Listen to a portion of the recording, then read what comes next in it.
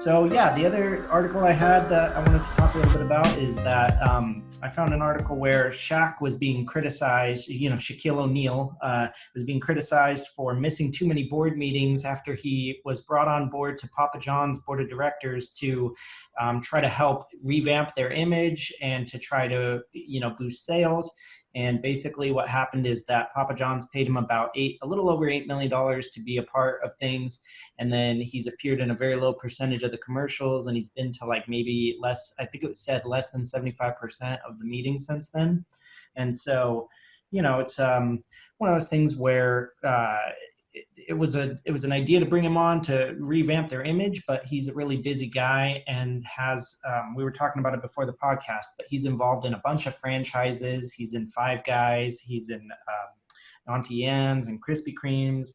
And so I guess I'm just trying to get your guys' feel on whether or not it was a smart move for Papa John's to enlist such a busy person to to fix their public image. And so yeah. I actually have really strong opinions on this one. So, but I don't know if anybody's had a chance, but they really should. And this was recommended by Ethan, the producer of the podcast.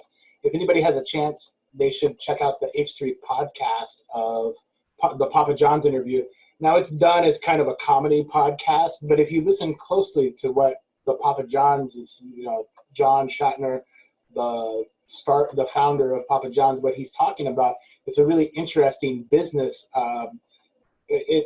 case study, I guess is the best way to put it. He just lays bare, in fact, how much money he was given when the company went public. He talked about the interaction with the board. He talks about his outing, and one of the interesting things he talked about was Shaq being part of the board and on board for the marketing portion of the thing. He made an interesting point. And he said that he loved that Shaq was part of it, and he said that they were misusing him. And the reason they were misusing him is he was only in something like 10% of the advertising that was going out for Papa John's. And you had the brand kind of before that being Papa John's, and then you bring in Shaq, John gets ousted, you bring in Shaq, and Shaq's only in 10% of the marketing.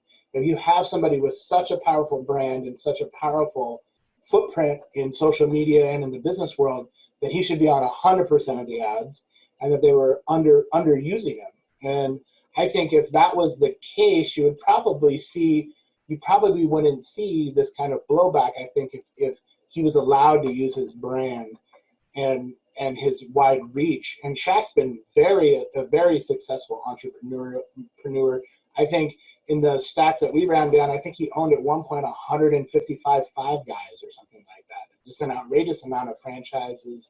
He's kind of the franchise king with Krispy Kreme's, Five Guys, Auntie M's, Papa John's, and then he has auto dealerships. I know he has nightclubs in Vegas. I know he has a chicken restaurant in Vegas. So his fingers are in everything, and I think, $8 million can't be that. I hate to say it this way, but it can't be that much money to Shaq, to be honest.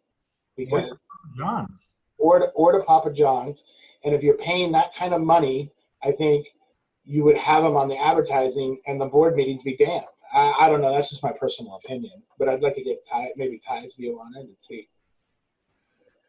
Well, I think of course, if you're the company, you would want him on everything, right? And so I guess the push-pull on this that wasn't clear to me from the story was Shaq even available to be on everything, right? And, when you think about it as a business transaction, you can take it both ways, because as you point out, $8 million is probably not that much to Shaq.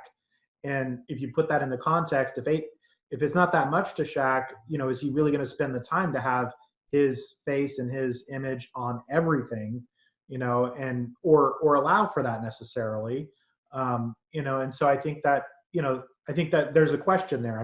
What did $8 million really buy is the question, and there's potentially an expectations mismatch.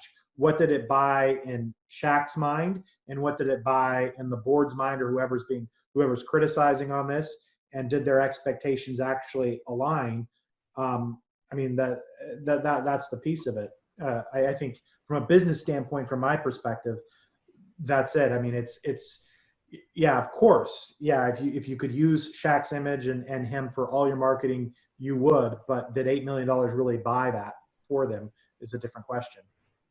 Yeah, that's an interesting point. I didn't take into, and I think this is probably the problem with when these kind of what would normally be an internal discussion in a business becomes a public discussion of a business.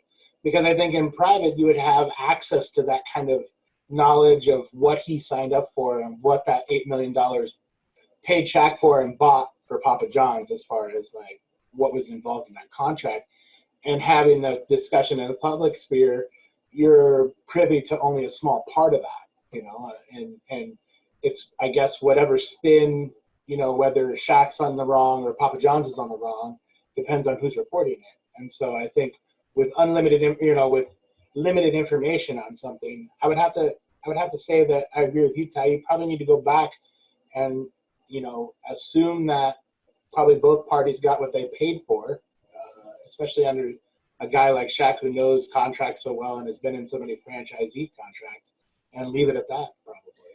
Well, and I mean, you can still criticize you can assume that and criticize the transaction, just say they may have valued it $8 million and we wouldn't have, right? And if you recast, like what you mentioned, what John himself was saying, if you kind of just say what he was saying in slightly a different way, in other words, if I were running the company and I spent $8 million, I would have insisted that I got Shaq on everything.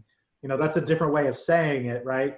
That really puts the exchange in perspective, right? Because, yeah. Well, I think it speaks to a very fundamental concept that we've talked about before on the podcast, is when you enter into a transaction, that's whether you're employing somebody, you're somebody's boss, you're contracting with something, there's a give and take to that, a 51-49 split of some type. And it needs to be for the transaction or the employment arrangement or whatever we're talking about, for that to work out correctly.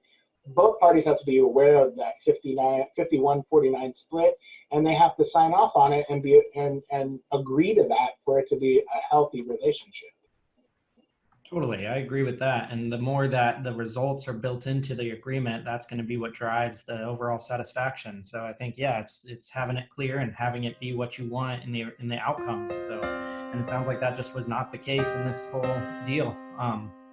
So yeah.